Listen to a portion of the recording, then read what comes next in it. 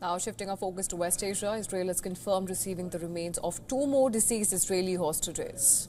That's right, Dikshan. They've now been identified as those of Aryeh Zalmanovich and Master Sergeant Tamir Adar.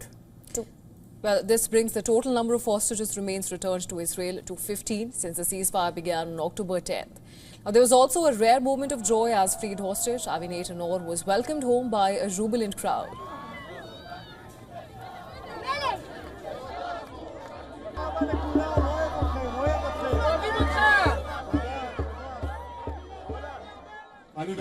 I wish for us to be able to take this love and unity and carry it with us for years to come, without needing wars to remind us of it. Our strength is in our unity. Only through love will we win. U.S. Vice President J.D. Vance, who is currently on his first official visit to Israel, has voiced optimism, saying that the ceasefire is going better than expected. However, he warned that the challenges ahead are significant, which include the disarmament of Hamas and rebuilding of Gaza region. What we've seen the past week gives me great optimism the ceasefire is going to hold. And if we get from where we were a week ago to a long-term, durable peace between Israel and Gaza, there are going to be hills and valleys. There are going to be moments where it looks like things aren't going particularly well. But given that, and given the history of conflict, I think that everybody should be proud of where we are today.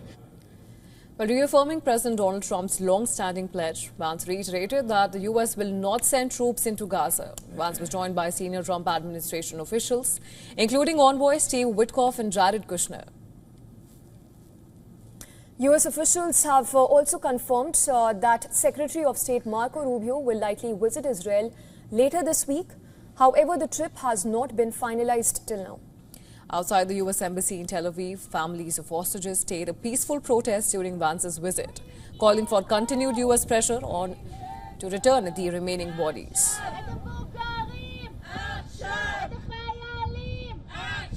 Bring them home! Bring them home! Mr. Vice President, as you well know, the job is not yet done. There are still 15 hostages in Gaza, 15 of our loved ones who have been held for more than 2 years by Hamas. 15 families who have been waiting every single day for that blessed call, the call informing them that their loved one is finally coming back. And yet, once again, in Trump we trust.